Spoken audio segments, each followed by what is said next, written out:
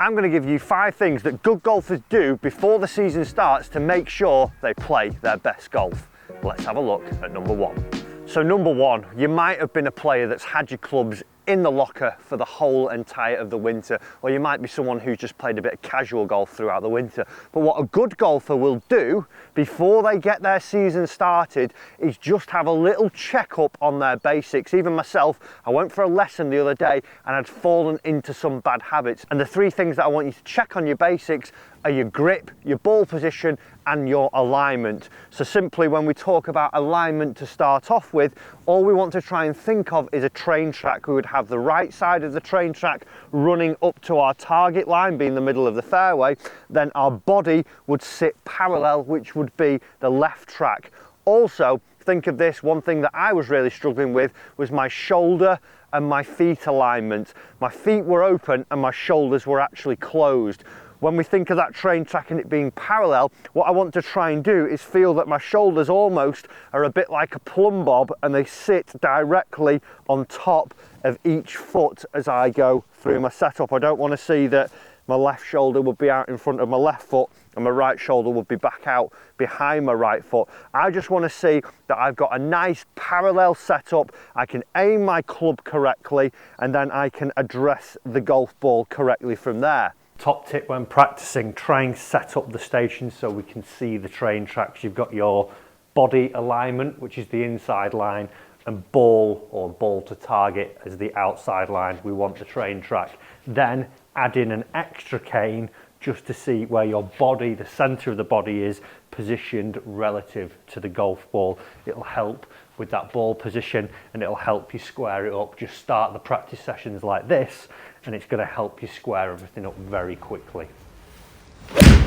The next bit is that ball position, and it's easy to fall into bad habits because you may have not played for a little bit of time.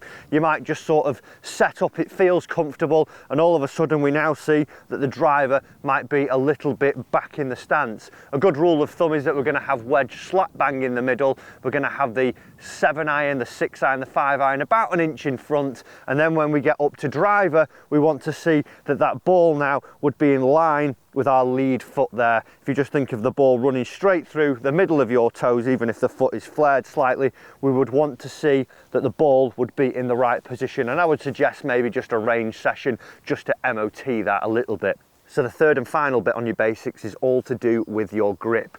Just having a little check to make sure that everything's in the right position. A lot of the times we see golfers where the grip is too strong, or we see golfers where the grip is too weak, and it can be both hands or it can be either. But just a little run through is that we want to see left hand or the lead hand placed into that little knuckle there at the top, sits in the middle of the fingers and wraps over.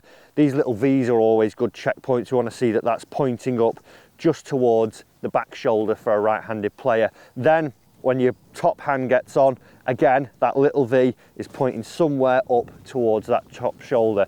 If we can do these 3 things and we get those basics right, we're already off into a good starting point.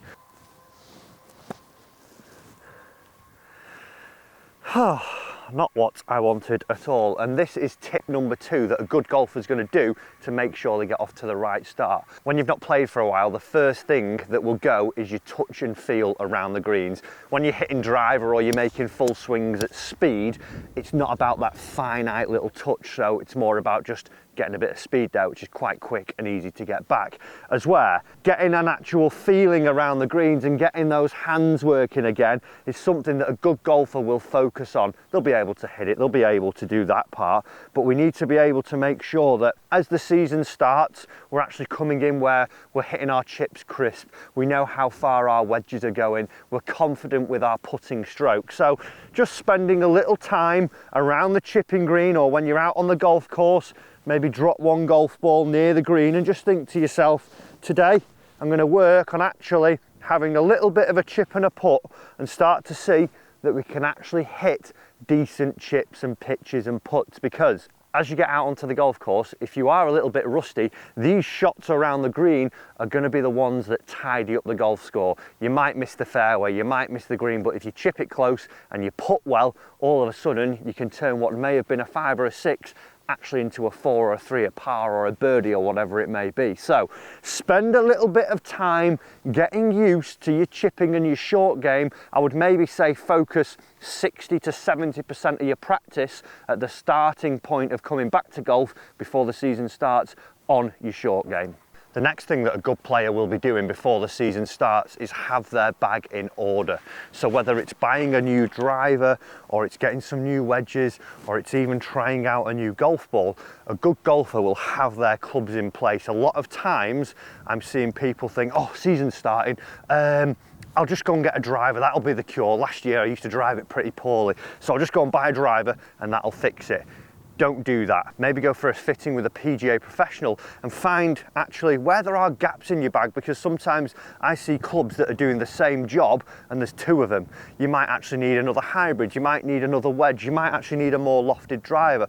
But a good golfer will already possibly have bought the clubs pre-Christmas or round about now, and they will be bedding them in. They will be understanding how that club feels, how it works, the flights, the shots it's producing and how far it's going. So when the season does start, it's not a guessing game. They know how that club performs. So don't just go out and buy a club on a whim and think it's going to solve all your problems. Try and give yourself a little bit of time before the season starts to bed your new technology in. Don't just go and buy things willy-nilly and try them out. Hopefully then you'll have an idea of what is happening with them. Another thing that a good golfer will be doing is actually having some detailed information about how they perform, and you can do this at whatever level you are.